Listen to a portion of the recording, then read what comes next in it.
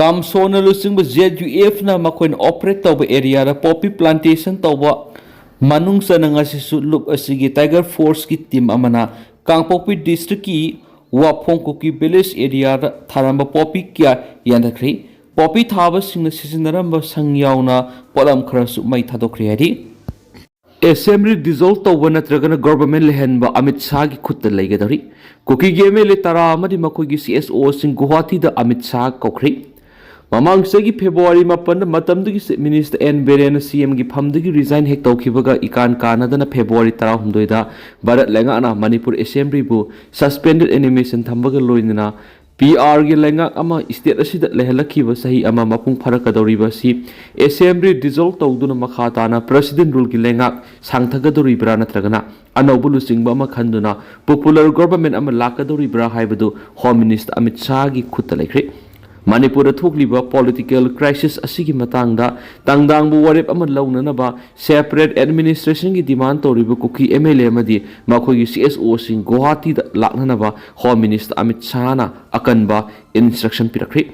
State asida thamliba President rule gi lenga loisilaga anoba popular government ama lehnanaba Bharat lenga na yamna kana hotnaragasu Kuki khulai paibasina ki halakpadegi Kuki MLA tara wahi amata phawba phongdokpa ngamdana lairamba center ga suspension of operation taunariba KNO amadi UPF ki kangbuna anoba lenga lakpada Kuki MLA tara su yauna nabi ayaba Home Ministry da piramadegi Bharat lenga na anoba government ama semnana ba tharang torakpani adubo nansu group oiriba UKNA na lengak sembada Kuki MLA tara yaubu yaroi hen amuhana kialakre panama si oiduna su Bharat lenga na pekhalakpa khuzul thorang amagi matung ina Union Home Minister Amit Shah tha asigi kungani pana mikhalga mari leinana lakadoriba sida Kuki MLA taraga unaduna lengak sembada yaunanaba wapham khanagadori Amit Shah gi khongsat asida Kuki singi civil society singa su unaduna Manipurda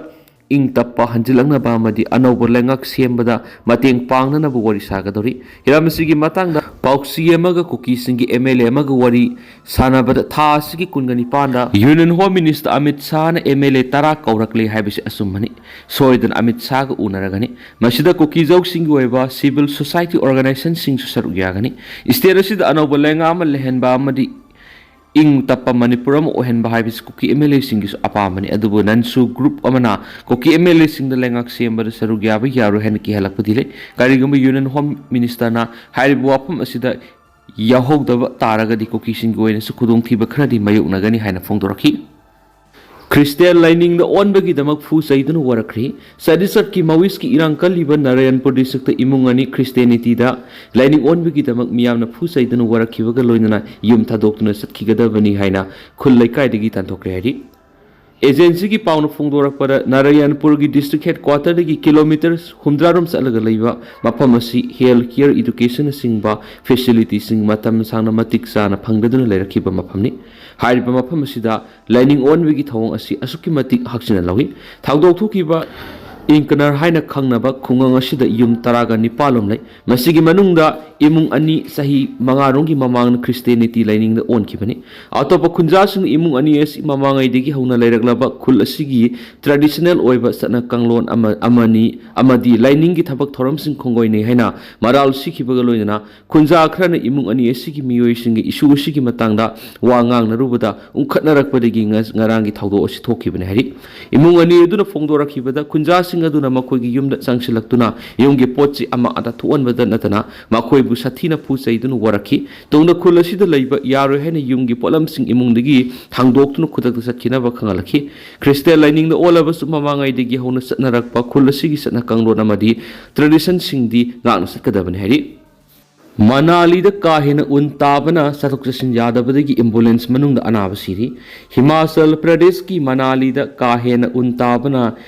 Hill station asigi lambi ga yamba unna kopsin kiduna gari sing satuk sin tawbada sauna khudong sada ba mayu unabadagi lam koiba lakpa miyoy kya lambi da panduna leibaga loinan ambulance phawba satpa yadabadagi manungda anaba sibi yawre hena agency ki pauna phongdorakli ka hena un tarakhiba sina Manali gi akoibada leiba tuwan khungang singda mai amasum ising gi supply yohan ngam khidri educational institution ayamba numit khrani gi mamang digi hona thong londuna lakibani hauze kilometer taraga mangarom sangba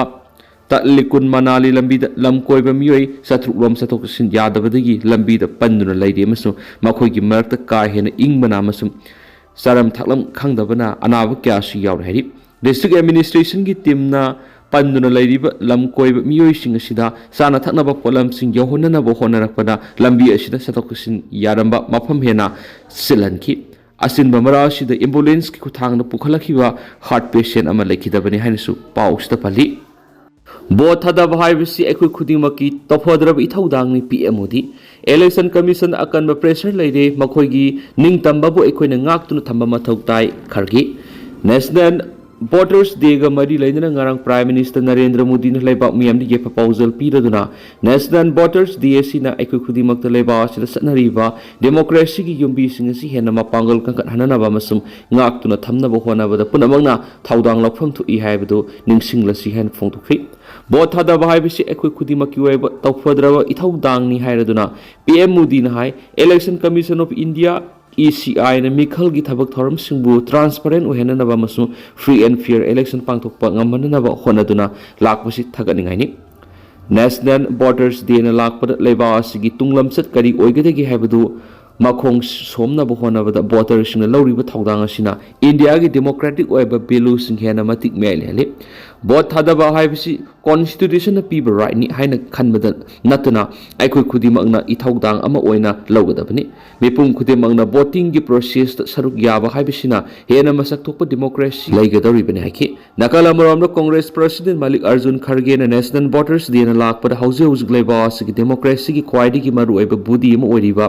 election ꯀꯃꯤꯁꯟꯅ ꯇꯣꯉꯥꯟ ꯃꯥꯏꯀꯩꯗꯒꯤ ꯑꯀꯟꯕ pressure ꯂꯩꯔꯤ ꯍꯥꯏꯅ ꯐꯣꯡꯗꯣꯛꯈ꯭ꯔꯤ ꯈꯔꯒꯦꯅ ꯃꯈꯥ ꯇꯥꯔꯗꯨꯅ ꯗꯦꯃꯣꯀ꯭ꯔꯦꯁꯤꯕꯨ ꯃꯄꯣꯞ ꯀꯥꯏꯍꯟꯗꯅ ꯊꯝꯒꯗꯧꯔꯤꯕ election ꯀꯃꯤꯁꯟꯒꯨꯝꯕ body ꯑꯃ ꯑꯈꯟꯅꯕ political ꯑꯦꯖꯦꯟꯗꯥꯒꯤ ꯈꯨꯠ ꯆꯪꯗꯨꯅ ꯀꯅꯥꯒꯨꯝꯕ ꯃꯤꯑꯣꯏ ꯈꯔꯒꯤ ꯑꯄꯥꯝꯕ ꯂꯝꯕꯤꯗ ꯄꯨꯅꯕ ꯍꯣꯠꯅꯕ ꯍꯥꯏꯕꯁꯤ ꯅꯨꯡꯅꯥꯡꯅꯤꯡꯉꯥꯏꯅꯤ ꯃꯁꯤꯅ ꯃꯔꯝ ꯑꯣꯏꯔꯒ ꯏꯂꯦꯛꯁꯟ ꯀꯃꯤꯁꯟꯒꯤ ꯊꯕꯛ ꯊꯧꯔꯝꯁꯤꯡꯗ ꯃꯤꯆꯪ ꯃꯤꯈꯥꯏ ꯅꯥꯏꯕꯒꯤ ꯊꯧꯑꯣꯡ ꯂꯩꯍꯟꯗꯅꯕ ꯀꯃꯤꯁꯟ ꯑꯁꯤꯒꯤ ꯅꯤꯡꯇꯝꯕꯕꯨ ꯉꯥꯛꯇꯨꯅ ꯊꯝꯕ ꯍꯥꯏꯕꯁꯤ ꯑꯩꯈꯣꯏ ꯈꯨꯗꯤꯡꯃꯛꯀꯤ ꯊꯧꯗꯥꯡ ꯑꯣꯏꯐꯝ ꯊꯣꯛꯏ ꯀꯃꯤꯁꯟ ꯑꯁꯤ ꯅꯤꯡꯇꯝꯅ ꯃꯊꯧ ꯇꯧꯕ ꯉꯝꯂꯕ ꯃꯇꯝꯗ ꯗꯦꯃꯣꯀ꯭ꯔꯦꯁꯤꯕꯨ ꯍꯦꯟꯅ ꯃꯁꯛ ꯊꯣꯛꯄ ꯍꯥꯏꯕꯗꯨ ꯑꯣꯏꯔꯛꯀꯗꯧꯔꯤꯕꯅꯤ ꯚꯣꯠ ꯍꯨꯔꯥꯟꯕꯒꯤ ꯈꯨꯠꯊꯥꯡꯗ ꯑꯃꯁꯨꯡ ꯃꯊꯣꯡ ꯃꯔꯝ ꯈꯪꯗꯕ ꯏꯂꯦꯛꯇꯣꯔꯦꯜ ꯔꯣꯜ ꯔꯤꯚꯤꯖꯟꯒꯤ ꯈꯨꯠꯊꯥꯡꯗ ꯃꯤꯌꯥꯝꯒꯤ ꯚꯣꯠ ꯊꯥꯗꯕꯒꯤ ꯔꯥꯏꯠ ꯃꯠꯅꯕ ꯍꯣꯠꯅꯗꯨꯅ ꯂꯥꯛꯂꯤꯕꯁꯤꯅ ꯃꯥꯂꯦꯝ ꯃꯤꯌꯥꯝꯒꯤ ꯃꯃꯥꯡꯗ ꯏꯟꯗꯤꯌꯥꯒꯤ ꯗꯦꯃꯣꯀ꯭ꯔꯦꯁꯤ ꯑꯁꯤ ꯃꯁꯛ ꯊꯤꯍꯜꯂꯤ ꯅꯦꯁꯅꯦꯜ ꯚꯣꯇꯔꯁ ꯗꯦꯅ ꯂꯥꯛꯄꯗ ꯂꯩꯕꯥꯛ ꯑꯁꯤꯒꯤ ꯇꯨꯡꯂꯝꯆꯠ ꯍꯥꯏꯕꯗꯤ ꯂꯩꯕꯥꯛ ꯑꯁꯤꯗ ꯂꯩꯔꯤꯕ ꯃꯤꯌꯥꯝꯒꯤ ꯈꯨꯠꯇ ꯂꯩ ꯑꯃꯁꯨꯡ ꯃꯤꯌꯥꯝꯅ ꯑꯄꯥꯝꯕ ꯃꯑꯣꯡꯗ ꯁꯦꯝꯗꯣꯛ ꯁꯥꯗꯣꯛꯄ ꯌꯥꯏ ꯍꯥꯏꯕꯗꯨ ꯅꯤꯡꯁꯤꯡꯃꯤꯟꯅꯔꯁꯤꯁꯨ ꯍꯥꯏꯈꯤ ꯅꯦꯁꯅꯦꯜ ꯚꯣꯇꯔꯁ ꯗꯦ ꯑꯁꯤ ꯍꯧꯈꯤꯕ ꯆꯍꯤ 13 ꯑꯁꯤꯗ ꯆꯍꯤ ꯈꯨꯗꯤꯡꯒꯤ ꯖꯅꯋꯥꯔꯤ 15ꯗ ꯄꯥꯡꯊꯣꯛꯇꯨꯅ ꯂꯥꯛꯄꯅꯤ ꯆꯍꯤ ꯑꯁꯤꯒꯤ ꯑꯣꯏꯅ ꯅꯨꯃꯤꯠ ꯑꯁꯤꯗ ꯏꯂꯦꯛꯁꯟ ꯀꯃꯤꯁꯟꯒꯤ ꯊꯧꯗꯥꯡ ꯍꯥꯏꯕ ꯍꯤꯔꯝꯗ ꯃꯐꯝ ꯀꯌꯥꯗ ꯋꯥꯈꯜ ꯅꯩꯅꯈꯤ ꯍꯥꯏꯔꯤ